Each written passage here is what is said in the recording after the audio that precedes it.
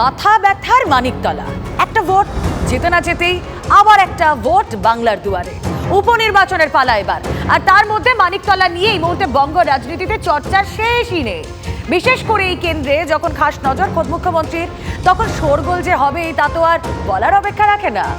কার্যত নজিরবিহীনভাবে একটি বিধানসভার জন্য কোর কমিটি গঠন করে দিয়েছেন মমতা বন্দ্যোপাধ্যায়। কুণাল ঘোষ, অতীন ঘোষ, পরেশ পাল, স্বপন সমাদ্দার, তাদের নিয়ে গতকালই মানিকতলার জন্য কোর কমিটি তৈরি করা হয়। এক দফা বৈঠকও হয়েছে, আজ দ্বিতীয় দফার বৈঠক হলো। কিন্তু প্রশ্ন হলো, কেন এই একটা বিধানসভা কেন্দ্র নিয়ে এত হুলস্থুল, এত তৎপরতা? সাধন পাণ্ডের স্ত্রী সুপ্তি পাণ্ডেকে এই কেন্দ্রে প্রার্থী হিসেবে দেখতে চাইছে দলের একাংশ। অনেকে আবার প্রার্থী হওয়ার প্রশ্নে সাধন কন্যা শ্রেয়া পাণ্ডের পাশে দাঁড়িয়েছেন। শাসক শিবিরের নাম নিয়ে কাটাছেঁড়া ভোটের দিন ঘোষণার পর থেকেই শুরু হয়ে যায়। মানিকতলা বিধানসভা উপনির্বাচনে শাসক দলের কে প্রার্থী হয় সেটাই মূলত এখন আলোচ্য বিষয়। একই সঙ্গে যেহেতু 8টি ওয়ার্ডের মধ্যে 2টি ওয়ার্ডে মাইনাস রয়েছে এবং 6টি ওয়ার্ডে প্লাস রয়েছে, কিন্তু সেটাও কম, সেই বিষয়েও অস্বস্তিতে রেখেছে রাজ্যের শাসক দলকে।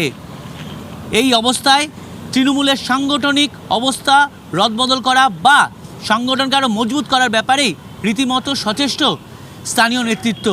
8টি ওয়ার্ডের মধ্যে যে 2টি ওয়ার্ডের মাইনাস হয়েছে, সেই 2টি ওয়ার্ডে কেন মাইনাস হলো সেটাও খতিয়ে দেখা হচ্ছে। একই সঙ্গে বাকি 6টি ওয়ার্ডে যাতে মার্জিন আরও বাড়ানো যায়, সেই ব্যাপারেও ইতিমধ্যে সক্রিয় তৃণমূল নেতৃত্ব। লেটেস্ট আপডেট কি জানেন? তৃণমূল সূত্রে যা আমরা খবর পাচ্ছি, সুপ্তি পাণ্ডের নামে শিলমোহর পড়ে গিয়েছে। অর্থাৎ মানিকতলায় প্রার্থীকে তা ঠিক করেই ফেলেছে তৃণমূল, যা জানা যাচ্ছে। মানিকতলার প্রার্থী নিয়ে আজ দ্বিতীয় দিনের বৈঠকে অবশেষে জট কেটেছে। জোড়াফুলের প্রার্থী প্রয়াত সাধন পাণ্ডের স্ত্রী সুপ্তি পাণ্ডে, যার নামে ইতিমধ্যে শিলমোহর পড়ে গিয়েছে কনভেনার কুণাল ঘোষ এবং চিফ ইলেকশন এজেন্ট অনিন্দ রাও। আজ কোর কমিটির 3 সদস্য এবং মানিকতলা বিধানসভার অন্তর্গত ওয়ার্ডের কাউন্সিলররা তারা বৈঠক করেন প্রায় 40 মিনিট। তার উপরে চলে এই বৈঠক, ছিলেন সুপ্তি পাণ্ডে নিজেও। বৈঠকে সকলেই সুপ্তি পাণ্ডেকে প্রার্থী হিসেবে মেনে নিয়েছেন বলেই সূত্রের খবর। উত্তর কলকাতার লোকসভা ভোটের ফলাফলকে মাথায় রেখে মানিকতলার ময়দানে পা ফেলতে চাইছে তৃণমূল। এই প্রসঙ্গে বলে রাখি, কলকাতা উত্তরের মধ্যেই এই মানিকতলা কেন্দ্রটা পড়ে। ব্যাপারটা হচ্ছে যে যাকেই দেবে ম্যাডাম ডিসিশন নেবে এবং আমার মনে হয় best of for the party হবে, এবং মানিকতলা আমাদের প্রায় শিওর সিটি। তৃণমূল কংগ্রেসের একটা বৈশিষ্ট্য আছে। তৃণমূল কংগ্রেসের বুথ লেভেলের কর্মী থেকে সর্বভারতীয় সাধারণ সম্পাদক অভিষেক বন্দ্যোপাধ্যায় একটা জিনিস আমরা সবাই মেনে চলি, যে আমাদের দলে নেত্রী শেষ কথা বলেন এবং নেত্রীর কথা আমরা সবাই শিরোধার্য হিসেবে মেনে নিই। এক্ষেত্রে মমতা বন্দ্যোপাধ্যায় যাকে প্রার্থী করে পাঠাবেন, তৃণমূল কংগ্রেসের প্রত্যেকটা কর্মী তাকে কাঁধে করে নির্বাচন বৈতরণী পার করাবে, এ নিয়ে কোনো দ্বিমত নেই। তৃণমূল রীতিমতো অ্যাটাকিং মোডে, তা তো বোঝাই যাচ্ছে। তবে বিজেপি মানিকতলায় তারাও যে এবার বিশেষ নজর দিতে চলেছে তা স্পষ্ট, এবং আক্রমণের পাল্টা আক্রমণ এই রণনীতি নিয়েই চলেছে গেরুয়া শিবির। তাদের আভ্যন্তরীণ রাজনৈতিক সমীকরণ নিয়ে, রসায়ন নিয়ে কিভাবে ব্যস্ত থাকবে সেটা দেখবার দায়িত্ব বিজেপির নয়। আর এতে আমাদের কোনো উৎসাহ নেই, কারণ এই মুহূর্তে তৃণমূলের বিরুদ্ধে লড়াই করছে। তৃণমূল চলে যাওয়ার আগে প্রদীপ যেমন একটু জ্বলে ওঠে, ঠিক সেরকম একটু জ্বলে উঠেছিল, 29টা আসন পেয়েছে। কয়েক মাসের মধ্যে তৃণমূলের পরিণতি মানুষ দেখতে পাবে। সরাসরি চলে যাব, আমাদের প্রতিনিধি দীক্ষা ভুইয়া রয়েছেন সঙ্গে। দীক্ষা, লেটেস্ট কি আপডেট?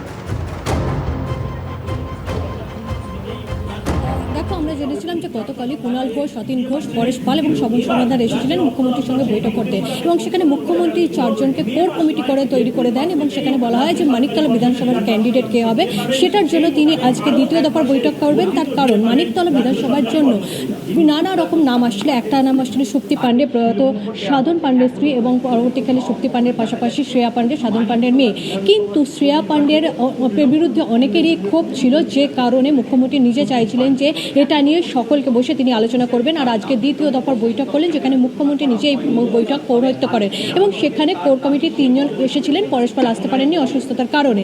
এবং সুপ্তি পাণ্ডে যখন এখানে নবান্নে আসেন তখনই একটা প্রায় ক্লিয়ার হয়ে গিয়েছিল যে মমতা বন্দ্যোপাধ্যায়ের পছন্দের প্রার্থী আছেন, সুপ্তি পাণ্ডে ছিলেন এবং হয়তো সুপ্তি পাণ্ডের ওর দিকেই পুরো পাল্লা ভারী হবে। এবং আমরা দেখলাম প্রায় 40 মিনিট বৈঠকের পরে সুপ্তি পাণ্ডেতেই শিলমোহর বেশ, দিলেন। দীক্ষা, তুমি আমাদের সঙ্গে থাকো। আর লোকসভা নির্বাচন মিটতে না মিটতেই তৃণমূলের দায়িত্ব বাড়ল কুণাল ঘোষের। মানিকতলা কেন্দ্রের কনভেনরের দায়িত্ব পেলেন কুণাল ঘোষ। প্রার্থী বাছাই নিয়ে মমতার তৈরি কোর কমিটিতেও ছিলেন কুণাল, এবার আরও দায়িত্ব বাড়ল তার। কথা বলবো, আমাদের প্রতিনিধি দীক্ষা মুইয়া রয়েছেন সঙ্গে। দীক্ষা, আমার মনে আছে যেদিন লাস্ট কলকাতা উত্তরে মমতা বন্দ্যোপাধ্যায় প্রচারে গিয়েছিলেন লোকসভা নির্বাচনের আগে, গাড়ির সামনে সুদীপ বন্দ্যোপাধ্যায় দাঁড়িয়ে কুণাল ঘোষ তিনি কথা বলেছিলেন, তিনি দায়িত্ব দিয়েছিলেন।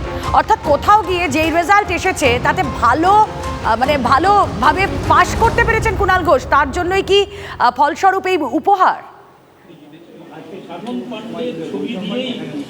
দেখো, উত্তর কলকাতা লোকসভা নির্বাচনের আসে সুদীপ বন্দ্যোপাধ্যায়কে প্রার্থী করা নিয়ে দলের মধ্যে ক্ষোভ ছিল এবং অনেক কাউন্সিলররাও কিন্তু ক্ষোভ প্রকাশ করেছিল। এবং তার একটা নিদর্শন হচ্ছেন মোনালিসা ব্যানার্জি, যিনি কিন্তু সত্যাগ্রহে বসেছিলেন এবং সুদীপ বন্দ্যোপাধ্যায়ের বিরুদ্ধে তিনি বেশ কিছু দাবি অভিযোগ এনেছিলেন। এবং কুণাল ঘোষকে সেখানে আমরা দেখতে পেয়েছিলাম, কুণাল ঘোষ প্রথম থেকেই মোনালিসা ব্যানার্জির পাশে ছিলেন এবং একটা হাওয়ায় খবর ছিল যে কুণাল ঘোষ কোথাও সুদীপ বন্দ্যোপাধ্যায়ের এগেনস্টে কথা বলছেন এবং আমরা সেটা বারবার প্রতিফলনও দেখেছি। কিন্তু শেষ দিন যখন মুখ্যমন্ত্রী প্রচারে গেলেন তখন আমরা দেখতে পেলাম সুদীপ বন্দ্যোপাধ্যায় এবং কুণাল ঘোষকে নিয়ে তিনি আলাদাভাবে কথা বললেন এবং তারপরে আমরা জানি ফলাফল কি হয়েছে। অর্থাৎ লোকসভা ভোটে মুখ্যমন্ত্রীর নির্দেশ মতো যে কুণাল ঘোষ ঠিক কাজটা ঠিক সময় করে দিয়েছেন এটা বোঝা যাচ্ছে। আর সেই কারণেই মানিকতলা বিধানসভায় কে প্রার্থী হবেন, যখন জট রয়েছে দলের মধ্যে, যখন নানা রকম অসন্তোষ এবং ক্ষোভ বাড়ছে, তখন কুণাল ঘোষকেই কিন্তু আবার নিয়ে আসা হলো। এবং শুধু তাই নয়, সুপ্তি পাণ্ডের যে কনভেনার, অর্থাৎ এই বিধানসভা উপনির্বাচনের যে কনভেনার, সেখানেও কুণাল ঘোষকে মনোনীত করা হলো। অথচ আমরা জানি কিছুদিন আগে, বেশ কয়েক মাস আগেও কিন্তু একেবারে একটা রিওয়ার্ড দেওয়া হলো কুণাল ঘোষকে। আপাতত ধন্যবাদ দীক্ষা। মানিকতলা নিঃসন্দেহে রাজ্য রাজনীতিতে এখন জ্বলন্ত ইস্যু, কাজ করছে অনেক অঙ্কই। এবং যেটা বলা বাহুল্য, এই বিধানসভা তৃণমূলের বড় মাথা ব্যথার কারণ এখন। কিন্তু কেন? কারণ শুধু প্রার্থী নয়, আরও অনেক কিছু মাথায় রাখতে হচ্ছে রাজ্যের শাসক দলকে। চলুন কিছু ইনফরমেশন দেখে নেওয়া যাক। এই বিধানসভার অন্তর্গত কটা ওয়ার্ড রয়েছে? 8টা ওয়ার্ড, যার মধ্যে লোকসভায় 2টি আসনে লিড পেয়েছে বিজেপি। মাথায় রাখতে হবে কেন এই অঙ্কটা এই মুহূর্তে তৃণমূল করছে। 31 নম্বর ওয়ার্ড বিধায়ক পরেশ পালের এলাকা, সেখানেও 6096 ভোটে লিড পেয়েছে বিজেপি। 16 নম্বর ওয়ার্ডে নজর রাখি, সেই 16 নম্বর ওয়ার্ড লোকসভা নির্বাচনে সেখানেও লিড বিজেপি। বাকি 6টা ওয়ার্ড, সেই বাকি 6টা ওয়ার্ডে তৃণমূল এগিয়ে থাকলেও এখানে কিন্তু মার্জিনটা অনেক ক্ষেত্রেই কম। ডেপুটি মেয়র অতীন ঘোষের ওয়ার্ড, সেই ওয়ার্ডে মাত্র 356 ভোটে এগিয়ে তৃণমূল। বুঝতেই পারছেন মার্জিনটা কতটা কম। আর এক দাপুটে নেতা অরিন্দ কিশোর রাও, তার এলাকায় মাত্র 704 ভোটে এগিয়ে তৃণমূল। সুতরাং অঙ্কটা এখান থেকেই কষতে হচ্ছে। অঙ্কের খেলা মেলাতে এখন সব দলই কতটা ব্যস্ত, আসুন আপনাদেরকে একটু বোঝানোর চেষ্টা করুন। লোকসভা নির্বাচনে বাংলায় সবুজ সুনামির পর গা ছাড়া মনোভাব যাতে কোনোভাবেই না আসে সেদিকে নজর দিতে ব্যস্ত তৃণমূল।